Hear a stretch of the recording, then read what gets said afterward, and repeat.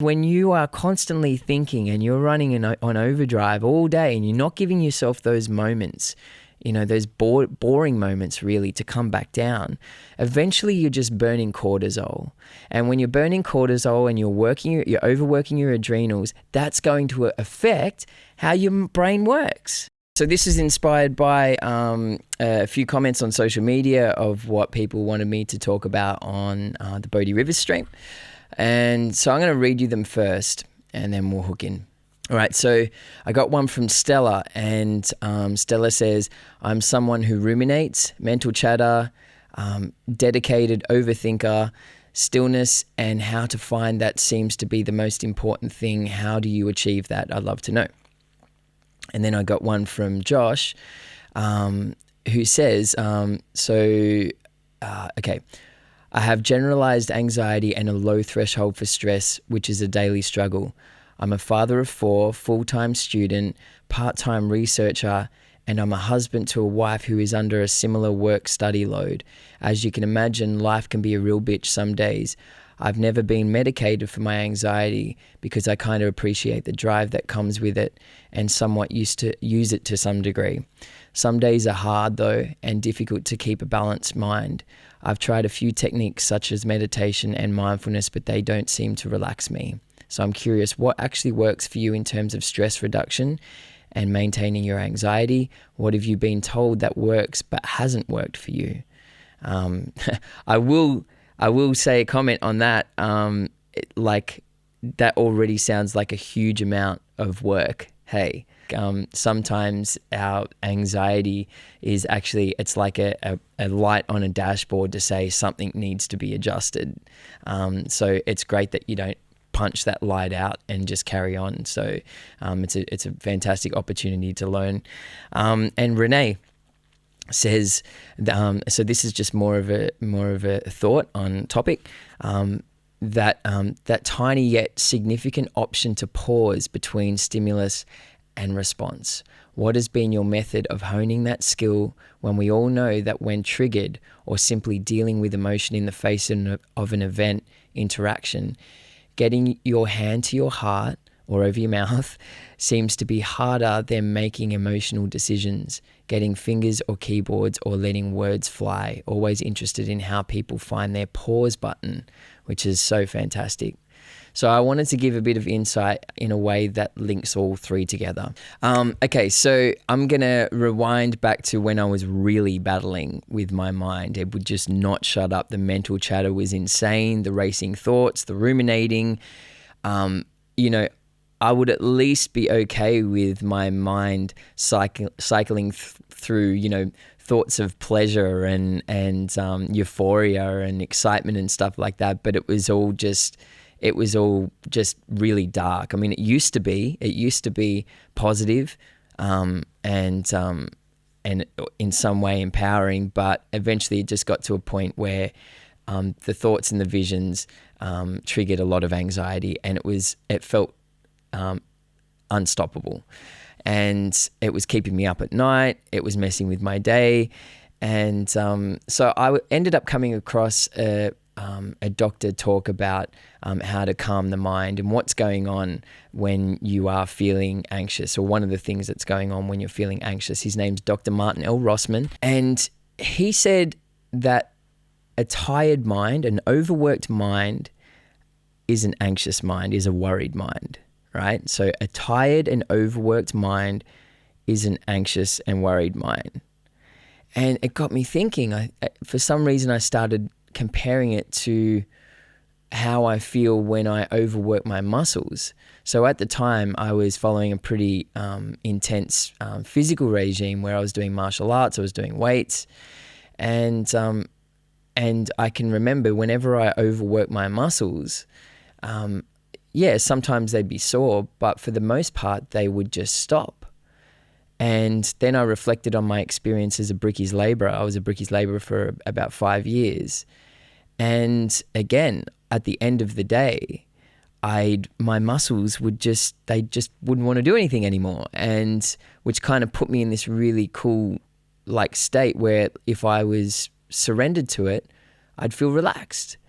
So when he says an overworked mind becomes an anxious and worried mind, a mind that is scrambled, a mind that keeps going, then I started to think, well, okay, so maybe that is the response. The mind's response to being overworked is not that it stops like your muscles do. It actually does the opposite. It keeps going and it spins faster and faster and faster, and it doesn't work properly anymore. And then you're not rational and you're scrambled. And so that gave me a bit of insight on, where to move and what's possibly causing or adding fuel to the fire of anxiety that I'm feeling on a daily basis. So I ended up going through a bit of a tracking period. So you guys have probably heard me talk about the importance of tracking. So you can't get there without knowing where you are. So I set aside, a week to basically just assess how am I using my mind throughout the day, like what's going on. And then I wanted to compare it to how I was using my mind when I was a brickies labourer. And I'm going to walk you through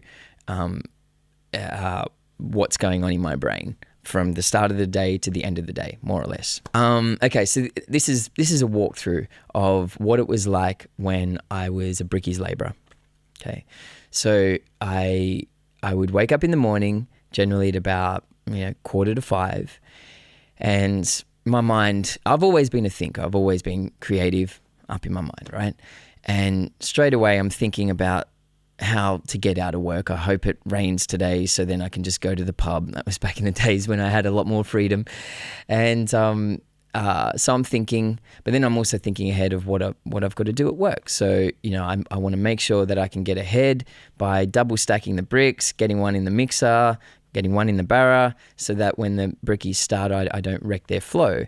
And so I get in the car, get dressed, I get in the car, and I'm probably thinking a little bit more, but I'm a bit slow because it's the morning, and then we're off to work, and I'm in the truck with my dad, and I get there, and I'm putting sand in the mixer, and I'm stacking bricks, and I'm up in my head, but then I'm always basically in touch with my senses because of the nature of the job, right? So I might have a creative idea, but then I'm also smashing sand into the mixer, or I'm pushing a barra, and maybe my muscles are starting to feel a little bit tired. So I'm focused on my muscles. I'm focused on the environment. I've got to keep an ear out to listen to the brickies or the builder or whatever. When I'm throwing bricks up to somebody on the scaffolding, my mind can't be anywhere else. And then little bits and pieces throughout the day, I'd be up in my head. It could be imagining a social situation. It could be a creative idea that I want to, action in the studio. It could be also, why the fuck am I laboring when I've got all these skills as a musician? Like, I really hope I get a job one day and be paid for the skills that I've spent all this time trying to master. Anyway, but again, back to the body. And then by the end of the day, I will say that when lunch would come, I'm tired. I'm just hanging for lunch to be able to sit down, the 2 brick seat, and sit down under a tree, and we have chats, smash a burger. I wasn't really eating that healthy back then. And then back into it. At the end of the day, I'd be in the truck on the way home as a passenger, tired, so tired, but also just kind of zenned out, like, wow, cool. We got through the day. My muscles were nicely fatigued and worked. I'd get home, I'd do a weight session, maybe go to martial arts, and then that was it. I'd sleep like a bear, and then do it all over again. Maybe I'd spend a bit of time in the studio as well. And okay, so that was my experience. That's more or less my experience as a brickies labourer. Now fast forward to being a creative, where my day job is here in the studio as a screen composer. I would wake up in the morning and I'm thinking ahead. once again, about the day and the ideas, the creative ideas. And I'm kind of putting them together in my head while I'm brushing my teeth. And at that time I didn't have kids. And then I do a workout. Again, I'm putting these ideas together, but I'm sort of rushing myself through the workout because I know I've got a big day and I just want to get in there and smash it, right? I'm also a self-managed artist. So I'm thinking about emails that I've got to send, and maybe in between sets, because I'm working out in the garage, I'm sending a couple emails or I'm replying to people on social media. Terrible fucking habit. And I get to the end of my workout, finish off the rest of the emails for the morning, send them off, have my breakfast, thinking ahead of the day, get in the car and put a podcast on. And I'd get to work. As soon as I get to work, I'm out of the car, make a beeline straight to my room, set up, load up Pro Tools, go take a piss, have a little snack, and maybe have a talk to some of the producers around here. Back into it, and I'm in creative flow, and I'd be in creative flow for a couple hours until it disappears, and I'll try to force it. If I can't force it, I'll go for a walk. And that's probably the time when I'd be a little bit more in touch with my senses. So that's, what I can hear, what I can smell, what I can see, what I can feel. But it's still with the intention of trying to get myself through the first creative block of the day. And then ideas would come flooding into my mind, and then I'll be back in the studio sitting here again. And until the end of the day. No, actually I have lunch and I'm eating, but the mind is racing, right? The mind's still racing. I could be eating anything really. I'm not really here. Back in the studio, wrap it up for the afternoon, on my way home, listen to another podcast or call a friend or call a family member. And when I get home, have dinner, sit on the couch, spend some time with Amy. We're probably hooking into a Netflix series or something like that, and try to go to bed. But the mind is racing. And I'd be awake on and off throughout the night right up until the morning, and then start all over again. So when I compared the two, without me noticing, without me realizing, as a laborer, the nature of the job forced me to be present. It forced me to get back in touch with my senses and out of my head. So I'm a thinker, as I mentioned, and I'm a creative. So I really enjoy being up in that world. But the nature of being a laborer meant that I had to detach from the thinking mind and be here, right? And have that more, sensory experience.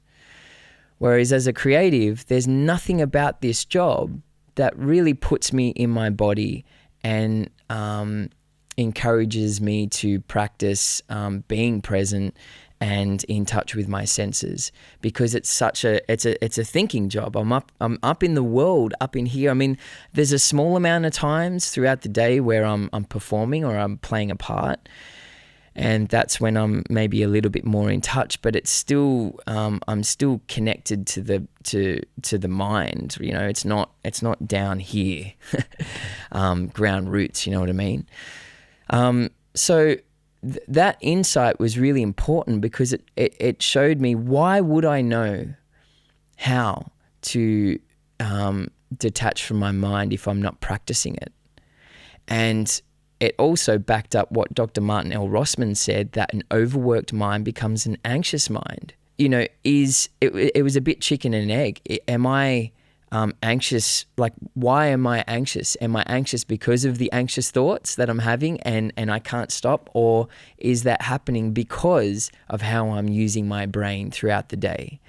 So I made a conscious decision to create moments throughout the day, these little anchor points, I called them, where I would at the very least pause or even just remind myself to be here and connected and focused on my senses. It wasn't enough for me to say, stop thinking, because we know, like, whatever you resist persists, right? So I have to give myself something else to focus on, right? Okay, don't do this. Okay, what do I do? If you don't have something, then the loudest, the strongest force is going to hook you in again. So it was about taking those moments regularly throughout the day to practice presence and to practice being connected to your senses. So then my day ended up being like this. I remember the first time I experienced it, it didn't actually work the way that I thought, and I'll tell you why in a second. First thing, waking up. Don't check emails, and avoid thinking about what lies ahead. All right, that's a moment to just be. All of these moments are opportunities to just be, not do. So take 60 seconds, because I knew the mind would be like, I don't have time to do this. I don't have time to do 15 minutes or 20 minutes here and there. Okay, cool. So what do I know I definitely have time for that the mind can't go, hey, I don't have time for this. So 60 seconds, I just picked 60 seconds. I want to see how that goes first. Right, so pick something that you can commit to. So I wake up in the morning, sit at the edge of my bed and take 60 seconds to pause and just connect to my senses. What am I hearing? What am I seeing? What am I feeling? And just focus on that. And each time the mind starts to skew the experience by playing visions of what may lie ahead or the past or whatever it is, just catch it and then return back to the senses, right? So just back and forth. And particularly if you have like a really racy mind, it can be tough. But remember, think of how long you've been like this. You've wired your mind to be a certain way. It's going to take time to unwire it and rewire it in a way that is better, right? So 60 seconds in the morning, and then when I'm brushing my teeth or I'm having a shower, again, I'm catching that mind and I'm just feeling I'm in my body, right? So whether I'm brushing my teeth, in the shower, on the toilet, having breakfast, really asking yourself, do I need to be using my brain right now? Do I really need to be thinking ahead, right? Do I really need to? I mean, sometimes it's actually helpful to ask that question before the day starts, right? And just make yourself a bit of a deal where you go, you know what, I'm not more productive because I thought about things over breakfast, right? So then each time your mind starts to challenge that and go, no, but this is, you got to get ahead, you can go, no, we've already talked about this, right? Okay, back to the moment. Now, when I get in the car, each time there's a channel change throughout the day, I've set the intention to take 60 seconds. So when I get in the car, instead of starting the ignition and driving off, I take 60 seconds, right? Senses in the body. Now I'm driving. Then the question is, I'm listening to a podcast, which is all up here, right? This is an opportunity for me to bring myself, down, right? So I'm not idling up here all day. Do I really need to be listening to this podcast? Maybe yeah, maybe no. But that could be an incredible opportunity, your travels, to just sit and be, right? So I get to work. And before I get out of the car, again, another 60 seconds. And then when I get into my studio, maybe have some chats along the way, really chat, really look at the person, like really take it in, what they're saying. What do they look like? What are you hearing? All that stuff, right? Then as soon as I sit down here, I take 60 seconds, another 60 seconds, and then away we go. All right, I'm in creative flow. If I'm running pretty hot, maybe I might set an alarm every hour to take that time to come back down to base. But for the most part, if I've done that in the morning, I'm all right. Creative flow until it's gone. Before I step outside, I take another 60 seconds. When I go to the bathroom, don't take your phone or anything like that. Just go to the bathroom. When you're eating something, when you're having a snack, have the snack, right? Focus on the snack and how it feels and, really go there. When I'm going for a walk, again, being in touch with the senses. So you get the point, right? All the way up until when I get home. On the way home, I generally like a good chat because I haven't, I feel pretty isolated at times and alone here in the studio. So it's good for me to have a chat on the way home. But before I get out of the car, again, another 60 seconds. And so, okay, so when I did this for the first time, or even for the first week or two, I found that I was confronted with boredom and more anxiety, okay, and restlessness.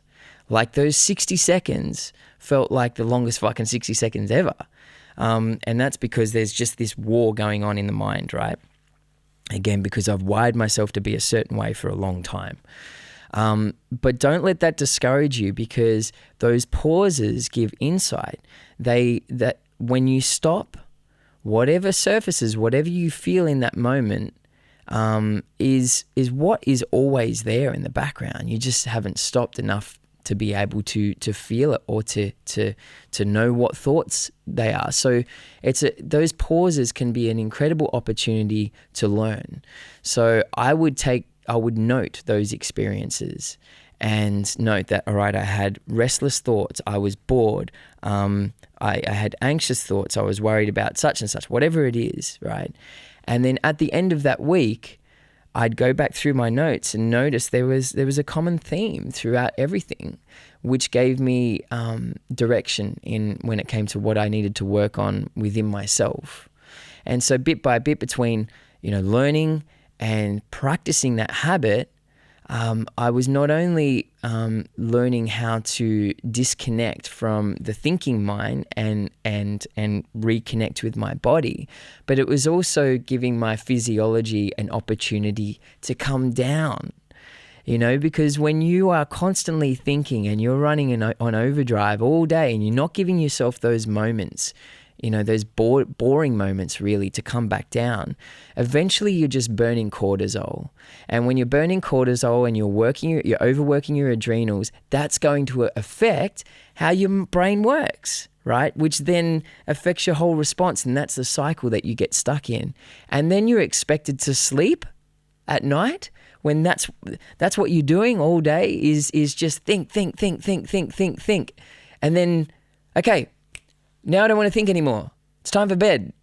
No, some people can do that, but I couldn't do that. So bit by bit, between learning, like one thing that I learned from those pauses was practicing acceptance. That there was just so much resistance to what was happening in the moment, going on in the background, that I needed to practice acceptance, and that includes accepting anxiety, accepting fears, accepting the racing mind. And the byproduct of that is that you just become more at peace. It also gave me insight on how do I deal with my emotions? How do I talk to myself when I'm feeling subpar? I used to talk to myself like absolute shit. I wasn't a source of love to myself when I was feeling sick or whatever. I was just a whip cracker. Like, come on, fuck, I don't like this feeling. Let's get on with it. And so I learned a lot from those pauses. It brought my physiology down, which then created a more healthy housing for my brain to function properly. It helped me sleep better. So I know it sounds simple, but that's definitely played a major part in helping to dissolve the everyday anxieties and just to reduce my overall stress throughout the day. Not only did it help me reduce stress and anxiety, but I enjoyed the day so much more because I was living it. Like when you're up in your mind, it's like you're living a version of it. You're not really living it, right? So when I'd eat food, it's like I could really, really, really taste it. And when I'm talking to somebody, I am there with them. And so it made for just a better experience on the overall. So I feel like that definitely addresses all three of those comments. I would love your thoughts and if you can relate to it.